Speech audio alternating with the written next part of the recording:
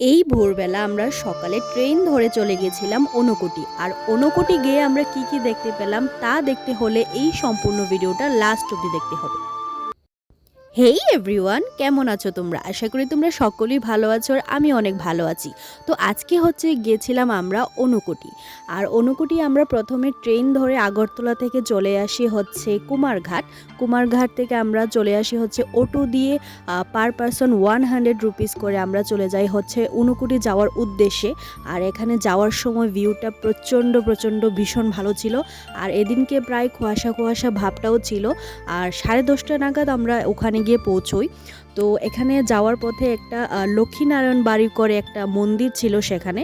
তো ড্রাইভার দাদা আমাদেরকে বলল যে এই মন্দিরটা তোমরা দর্শন করে যাও, তার জন্য আমরা এখানে এসে পড়ি দর্শন করার জন্য। আর প্রতিটা মূর্তি খুব সুন্দর ছিল, আর বিশেষ করে একটা গাছ ছিল এখানে, তোমরা দেখতেই পারবে এখন। আর এদিকে আমার চুলের অবস্থা খুবই খারাপ ছিল, আর জিন্সটা খুব লম্বা ছিল, তাই আমি ধরে ধরে হাঁটতে হচ্ছিল আর কি। তো এখানে তোমরা এই গাছটা দেখে নাও, এই গাছটা খুবই সুন্দর লাগছিল। আর এখানে হয়তো অনেকে উইশও চায় আর কি ওই লাল কাপড়টা বেঁধে।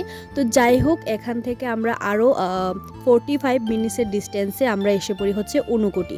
তো ফাইনালি ঊনকোটি আমরা এসে পড়লাম। আর এসেই যা যা ভিউ দেখলাম, খুবই সুন্দর, পাথর দিয়ে যে মূর্তিগুলা আঁকানো ছিল আর কি, সেগুলা দেখতে ভীষণ সুন্দর লাগছিল। আর এটা অনেক নিচে ছিল। তোমরা এখানে আসলে বিশেষ করে কমফোর্টেবল ক্লোথস পরে আসবে, কারণ এখানে অনেক নিচে অনেকটা সিঁড়ি রয়েছে, 108টা প্রায়। তোমরা যদি এই উইন্টার সিজনে ঘোরার প্ল্যান করছো তাহলে ঊনকোটি আমি বিশেষভাবে প্রেফার করব, কারণ হিস্ট্রি জানতে আর হিস্ট্রি বুঝতে কেই না চায়। তো এখানে অনেক হিস্ট্রি রয়েছে। তোমরা এখানে গেলে অটো দাদা বা ড্রাইভার দাদাদের কাছ থেকে তোমরা জানতে পারবে, বা এখানে লোকাল যে মানুষরা রয়েছে সেখানে তোমরা গিয়ে জানতে পারবে। আর এখানে বিশেষত এই ঝর্ণাটা আমার বিশেষ ভালো লেগেছিল আর কি। আর সাইডেই পূজা হচ্ছিল, তো তোমরা দেখতেই পারছো এখানে ঝর্ণাটা বিশেষ একটা সৌন্দর্য কেড়ে নিয়েছে। আর সাইডে আমি একটা ফটো ক্লিক করে নিলাম। আর তার পাশে আমরা উপরে সিঁড়ি রয়েছে আর কি, ওখান দিয়ে আমরা চড়ে চড়ে আরও উপরে যাচ্ছিলাম, কারণ অনেক উপরে গিয়ে একটা পুজো হয়, এখানে পুরোহিত মশাই থাকে। তোমরা যদি চাও তাহলে ওখানে গিয়ে পুজো দিতে পারবে, কিন্তু তোমাদেরকে স্নান টান করে আসতে হবে। যেহেতু আমরা সকালবেলা ট্রেনে উঠেছিলাম, তার কারণে আমাদের পুজো দেওয়া হয়নি, কারণ আমরা স্নান টান করে যাইনি। আর এখানে আমাদের একটা রিল শ্যুটের জন্য আমি এখানে হেঁটে হেঁটে যাচ্ছিলাম আর কি। তো যাই হোক, তারপর আমরা উপরে এসে পড়ি। আর এখানে অনেকগুলা মূর্তি সুন্দর করে বানানো হয়েছিল, আর সেগুলো আমি ক্যাপচার করে নিলাম। আর এখানের ভিউটা দেখে তো পুরোই আমি মুগ্ধ, কারণ অনেক উঁচুতে বা অনেক নিচুতে এই পাহাড়ে, মানে তুমি বলতে গেলে ওটা পাহাড় ধরতে পারো, পাহাড়ের উপর দিয়ে এই মূর্তিগুলো আঁকানো ছিল আর কি। আর ওই জায়গাতে আমরা যেতে যেতে প্রচণ্ড হাঁপিয়ে পড়ি, কারণ অনেকগুলা সিঁড়ি ছিল, ওইখানে চড়তে চড়তে আমাদের পুরো খারাপ অবস্থা হয়ে যায়। সেজন্য তোমাদেরকে বলছিলাম যে তোমরা এখানে আসলে কমফোর্টেবল ক্লোথস অবশ্যই পরে আসবে। চলো এবার ঊনকোটি সম্পর্কে তোমাদেরকে কিছু জানান দেওয়া যাক।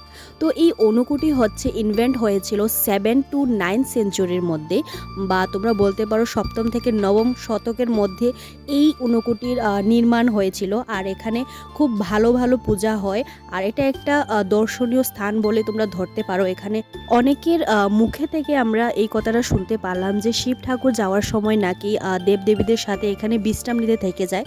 তারপর সকালবেলা যখন শিব ঠাকুরের যাওয়ার সময় হয়, তখন বাকি দেবদেবীরা তখন উঠতে পারেনি আর কি। তখন শিব ঠাকুর রাগ করে ওদেরকে অভিশাপ দেওয়াতে ওরা পাথরের রূপ নেয়। এখন এটা কতটা সত্যি তোমরা গেলে বা রিসার্চ করলে জানতে পারবে। তো আমি বিশেষভাবে ওখানে গিয়ে যেটা অবজার্ভ করতে পারলাম সেটা গিয়ে যে ওখানে ম্যাক্সিমাম মানে এসটি ট্রাইবেল, বা তোমরা দেখতেই পারবে যে এসটি পূজা, বা এখানে পুরোহিতরাও এসটি ছিল। তো যাই হোক, বিষয়টা আমি সেরকমভাবে জানা নেই। আর আমরা বিকেলে ট্রেন ধরে তারপর চলে আসি বাড়ি। তো আজকের ভিডিওটা তোমাদের কীরকম লেগেছে? আশা করি খুব ভালো লেগেছে। ভালো লাগলে ভিডিওটাকে লাইক, কমেন্ট, শেয়ার আর পেজটাকে অবশ্যই ফলো করে দাও। বাই।